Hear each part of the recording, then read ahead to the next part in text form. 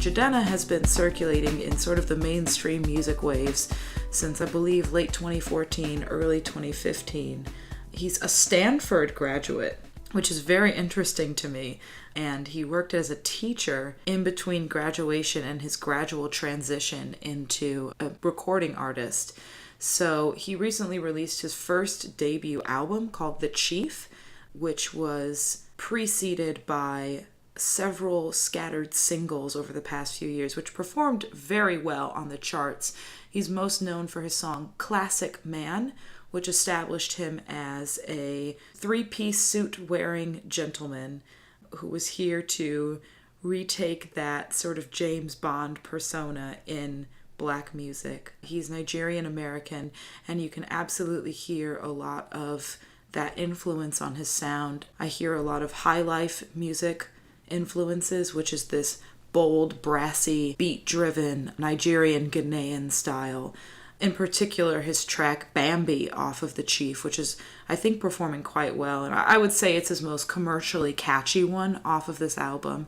It's interesting because overall, I felt that The Chief was sort of a lukewarm debut from him.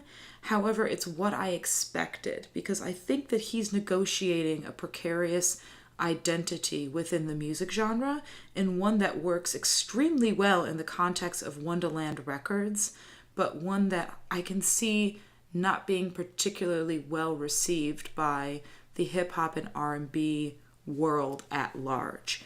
I don't agree with that because I think he's incredibly talented, but I do feel that on The Chief, he tried to do a lot. He has the semi-autobiographical interludes. This album was written and produced in the wake of his father's passing, so I can absolutely hear him wrestling with his personal and national identity and not struggling, but hoping to successfully express that over these tracks, which I think he does in some places, but in other moments he fails.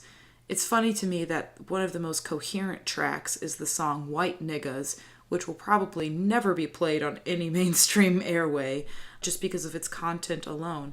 But in this track, he imagines this abstract reality in which a white family are all suffering from prescription drug abuse and addiction, and the world at large looks in on them and turns the other way. So to me, that was the standout track from his album, unfortunately. And I only say unfortunately because I think that a lot of people will hear the first few bars and immediately turn it off because we have this listening audience who don't want to hear political music for some reason and will shut him out because of his inherent politicization. So this was a debut that I was very excited for, and I have to say that the several tracks that were good were extremely good.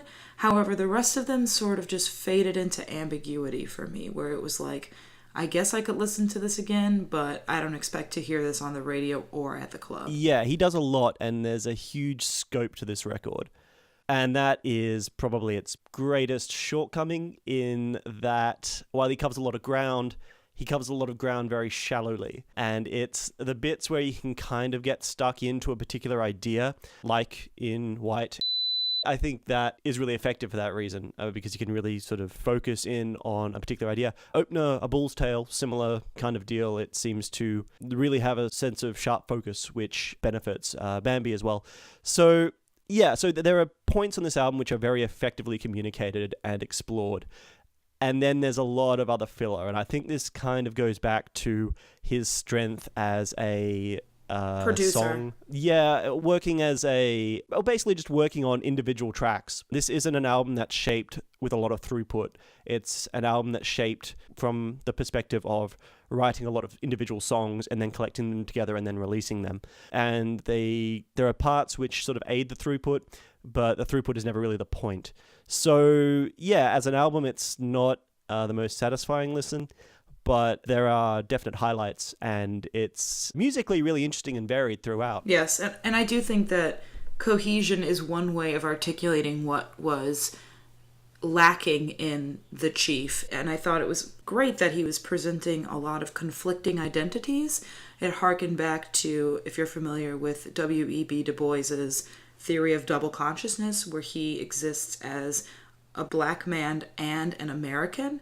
I think Jidenna, he articulates his existence as a Nigerian American, a black man in the era of the 45th president, a recording musician, a Stanford educated international man. You know, he has a multi-layered identity here.